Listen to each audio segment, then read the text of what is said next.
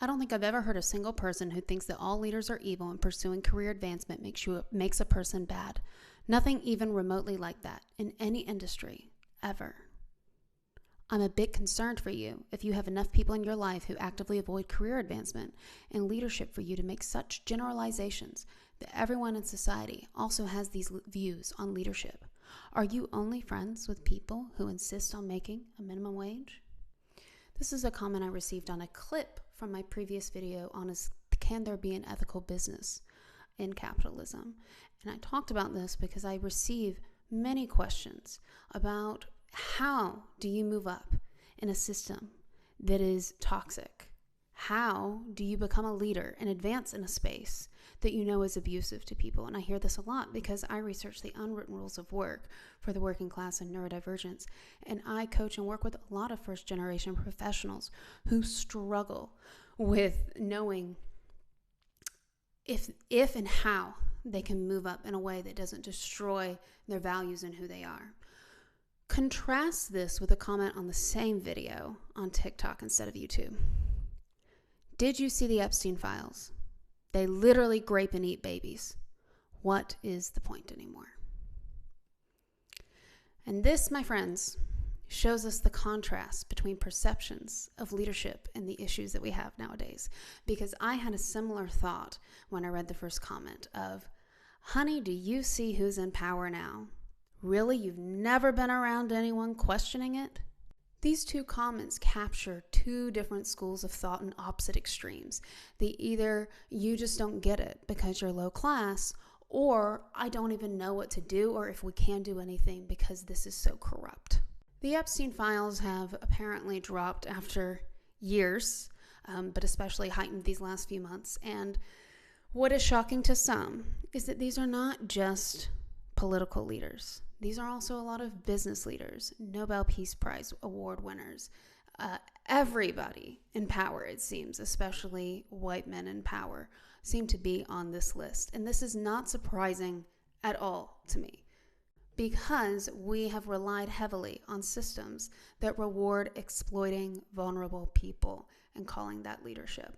And in this video, I want to talk about the aspects of social intelligence that are rewarded in organizations and which parts of social intelligence and emotional intelligence are left out of it. Because confusing the two is literally how predators get into power. And I know that there are limitations to what some of us can do, and it's very hard when you look at very wealthy, powerful people. But I want you to remember that people who are predators walk among us at every class. Unfortunately, in our systems, we are seeing a lot of everyday dudes posting online about why it's biologically normal to be attracted to children. The difference we see in class is the extent to which they are allowed to get away with it. And so we need to stop normalizing this behavior in our everyday lives and penalizing people who have different skill sets and not promoting them into leadership. Because somebody without a following, all these wannabe tyrants, all these wannabe pedophiles, or all these maybe pedophiles on the down low, we need to stop normalizing that behavior and conflating it with leadership, with masculinity.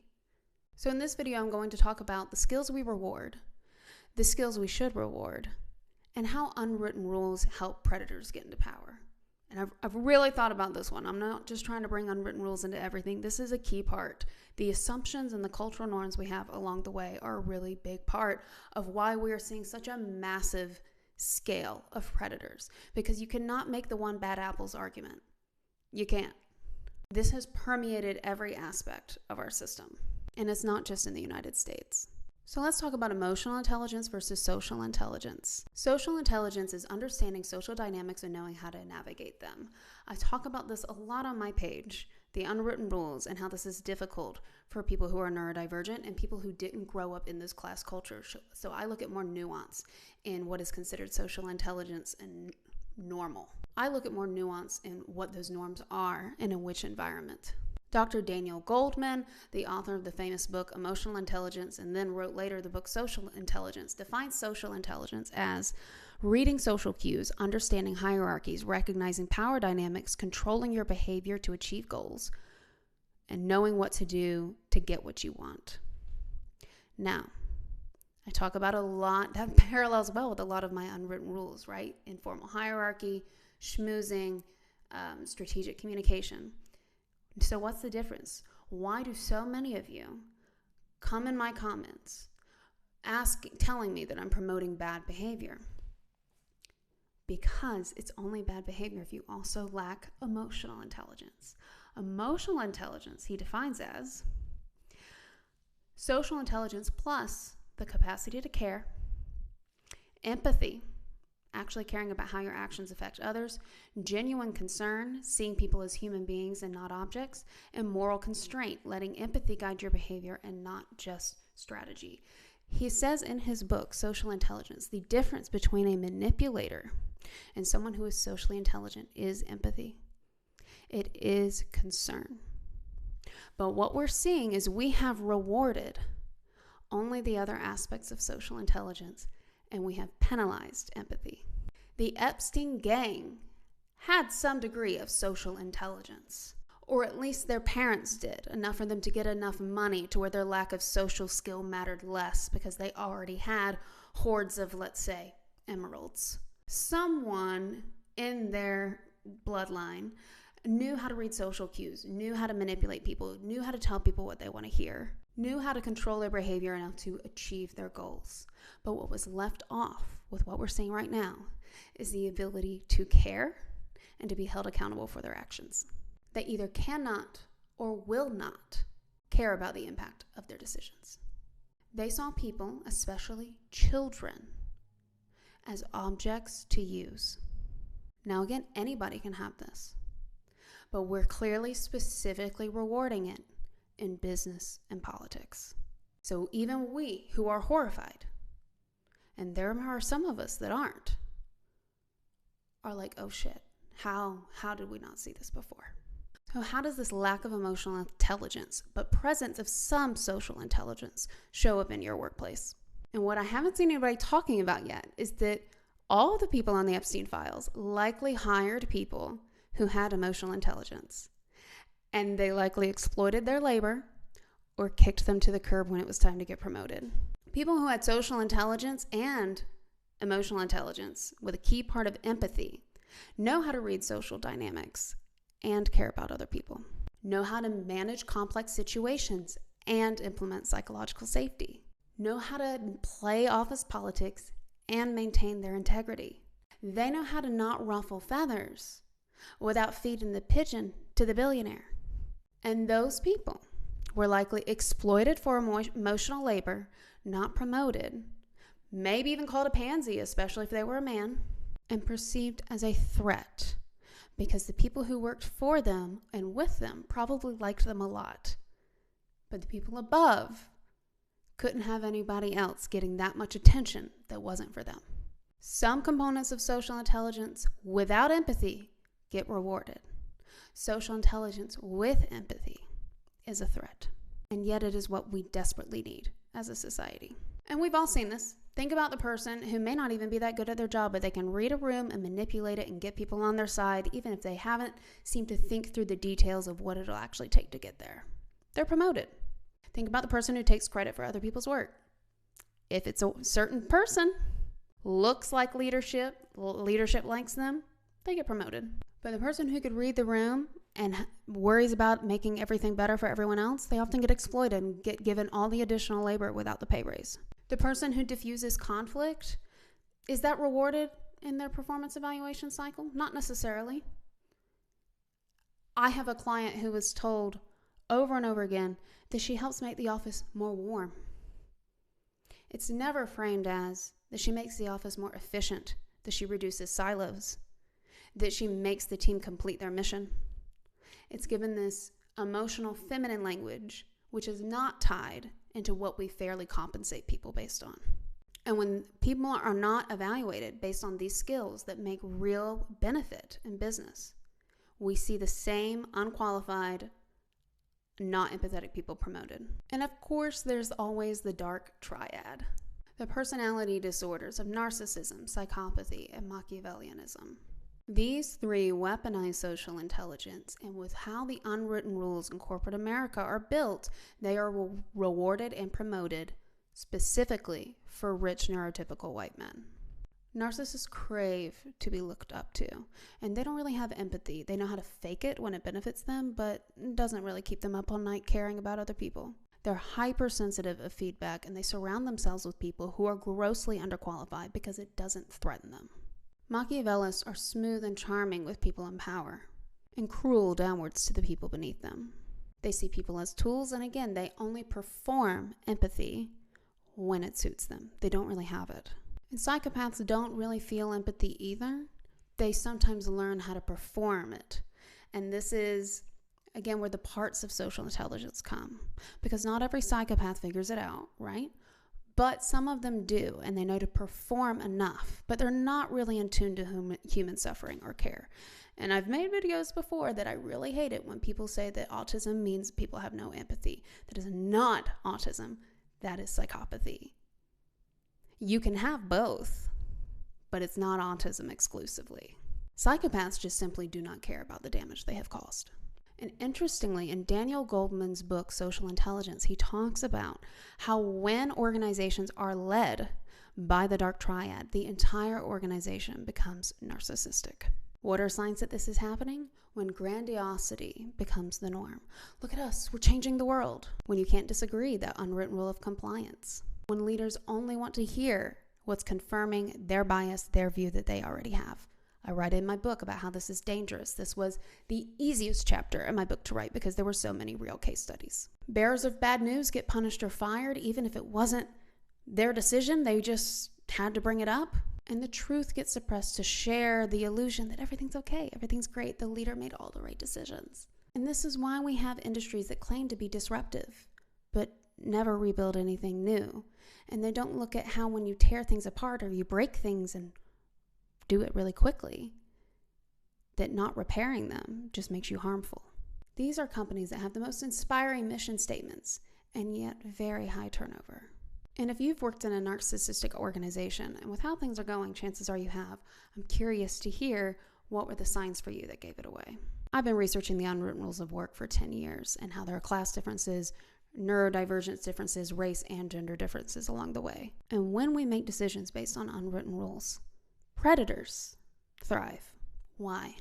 Because when we make decisions based on unwritten rules, we are making them based on the people in power's comfort. We are not making them based on skill or actual job performance. So the same people are being promoted all of the time, making cultures very homogenous. And when cultures are very homogenous, there is only one script of normal. You're in this bubble, and you don't realize that anything can be different or that anything should be different. And especially when so many companies have become the same, even though they all boast about having a great culture, they're all very similar, then people, even who've had multiple jobs, run into the same pattern of that this is just how it is. And when there's the idea of this is just how it is, that this is normal, then abuse runs unchecked.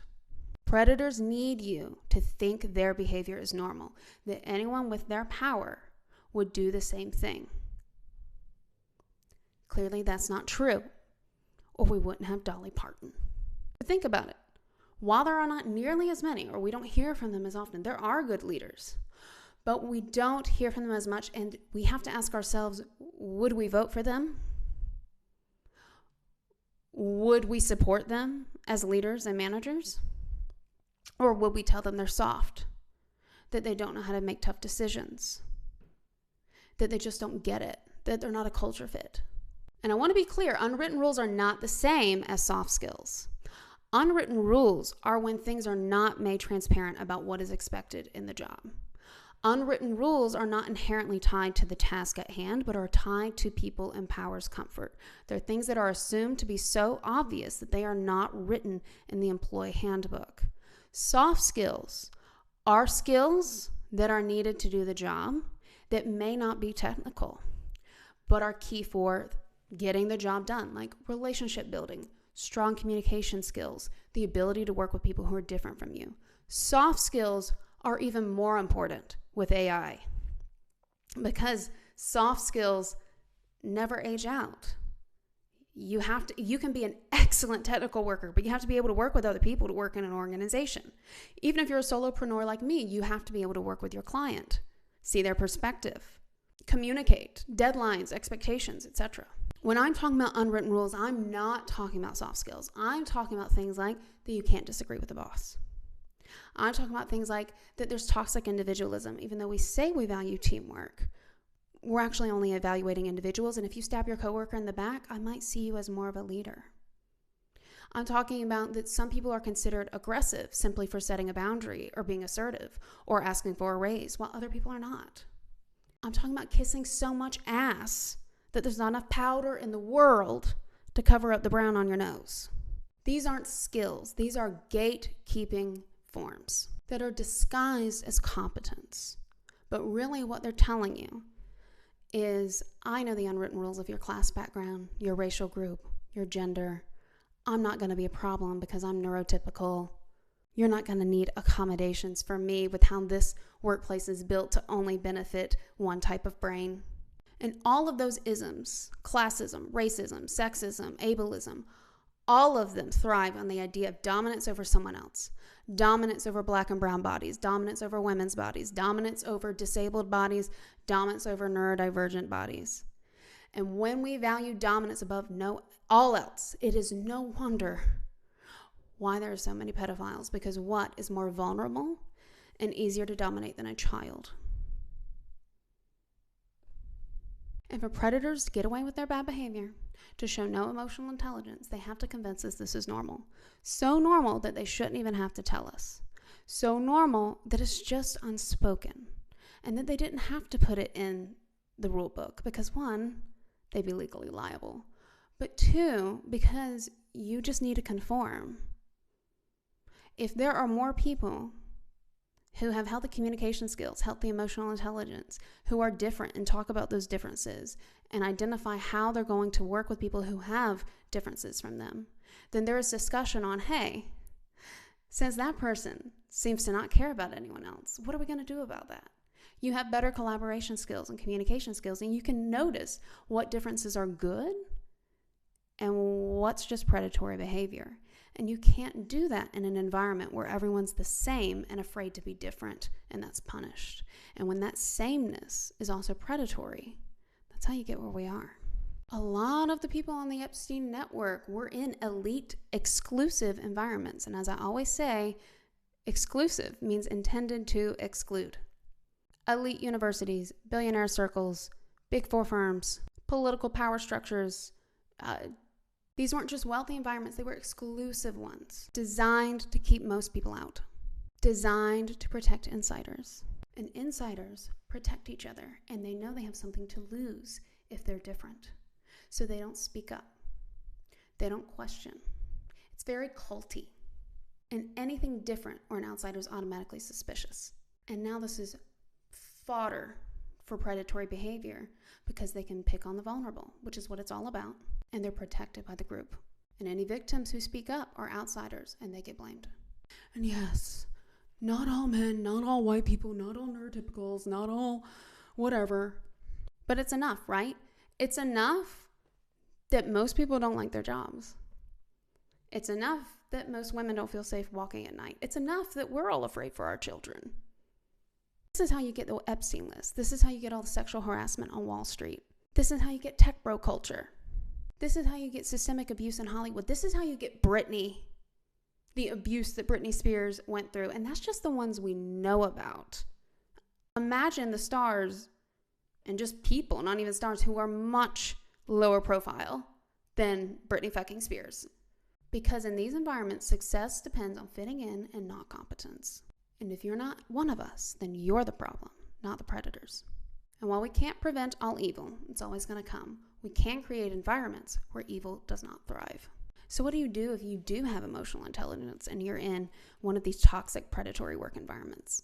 If you have emotional intelligence, big one on the empathy component, you cannot thrive in a narcissistic organization. You really have three options.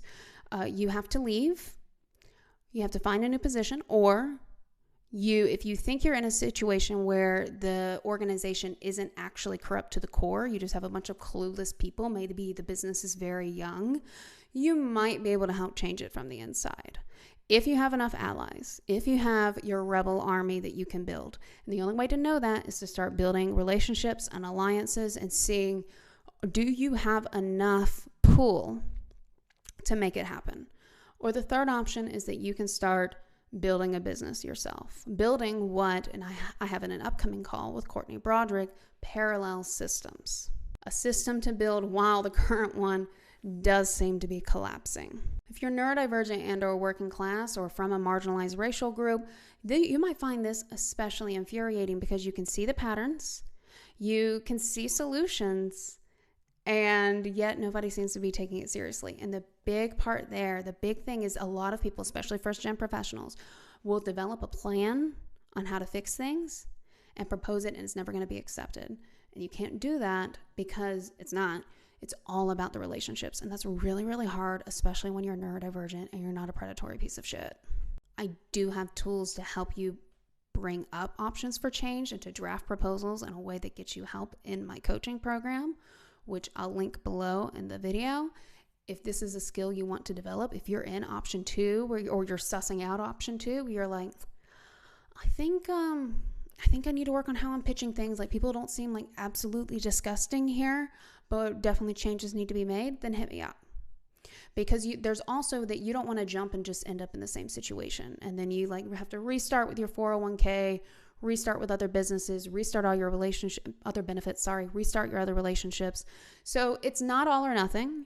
I mean, if it's just rotten to the core, peace out when you can. But if there's a little bit of hope, then it may be skill development time. And that's where I can help you. And if you're number 3, you want to start building your own thing, I mean, I'm happy to share my journey there with you as well. Let me know in the comments what your questions are. And if you are in a position of leadership in these organizations, I wrote every chapter of my book with recommendations for entry-level staff, but also for leaders and HR people. Because if you are in a position of power and you're like, I don't want to become this, then you can set up systems to help mitigate this. And that starts with addressing what are these unwritten rules that are unspoken that are harming us. And I gave examples in every book chapter of how this does cost you money. It does cost you money. It does harm business. And if you're not big enough to have massive shareholder amounts to be too big to fail, this is something you do need to pay attention to. Though if that's the only thing that motivates you in your business, then you might be falling into the category that we're talking about. But you can do things like make your expectations explicit. You can do things like hire for skills and outline which soft skills are really needed. And what are you conflating soft skills with culture fit? Which communication styles are valued? Why aren't you valuing other ones? What are your accountability measures for when policies are violated? And how are those distributed across people equally? In my chapter on the unwritten rule of compliance, I also talk about how to implement measures for actual psychological safety, where people can bring up ideas. Doesn't mean you have to accept them all, but what is that balance between not just having yes people who agree with you all the time, and also people who just pitch a fit anytime you don't take their first pitch of an idea. Like, this needs to be a symbiotic relationship. How are you evaluating performance? And are you evaluating performance of the things that actually matter? Are you evaluating people for leadership positions based on if they have emotional intelligence? Are you surveying the people who they lead and seeing how they actually are with the people they lead? Or are they abusive? Do you have a Machiavellian in there? Are you promoting people who actually get results or who just make you feel good about yourself? And for all of us, we have to ask ourselves what we stereotype as a good leader. I encourage you to really think about and journal, what do I see as good leadership? And to notice, like when you're watching the news, when you're in your organization, what is it that rubs you wrong or makes you happy about people in power? And contemplate what that is. Is that person rubbing you wrong because of what they're doing? Or are you just not used to hearing someone use that tone of voice? Are you not used to hearing someone use that tone of voice and look the way they do? Do you have different expectations? Is this a constant situation of it's not what they said, it's how they said it? Is that really the make or break? Because I've said it before, I'll say it again. There are wannabe dictators across class lines, across gender lines, across race lines, across neurotype lines. The difference is who can skate by on looking the part enough, who has enough privilege in those aspects to get away with it, who can get a following, who can be likable enough to get a following. And what are we falling for? Why are we falling for the same traps over and over and over again of the charismatic, toxic leader? Here are red flags to look out for emotionally unintelligent leaders. I'm going to read from a list I made. Watch out for those who rely on you to manage difficult people or situations they created all the time and they never learn not to make a new one. Who take credit when morale is good and blame others when it's not. Who expect you to absorb their emotional dysregulation. Who dismiss your boundaries as not being a team player. Who use your empathy against you. You're so good with people. Can you just do this? But they never reward it in your performance evaluation. Who never develop their own emotional intelligence. And why should they compensate you for yours? Who treat it as women's work or unpaid soft skills. Who cannot handle feedback about their impact.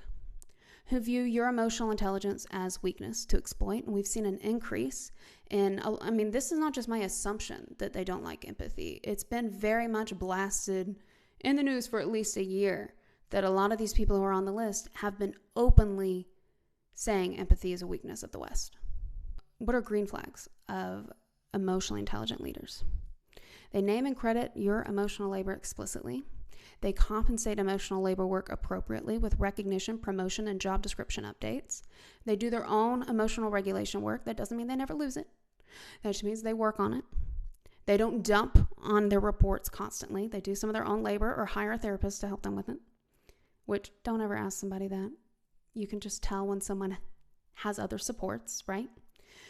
They create systems that reduce the emotional labor burden, especially not just relying on one group to do it, like just having all the Black women do it or having all the Latinas do it or all the gay men do it, whatever it is in that office that they're stereotyping as doing the labor that doesn't matter, yet makes the whole organization run. That they respect your boundaries around emotional availability. That they stay curious about their impact and not just their intent. That they actively build psychological safety. I talk about this in my book. If you don't implement systems to encourage psychological safety, you will inherently not have it because of power distance. Because people do not treat the boss the same way. That's going to happen.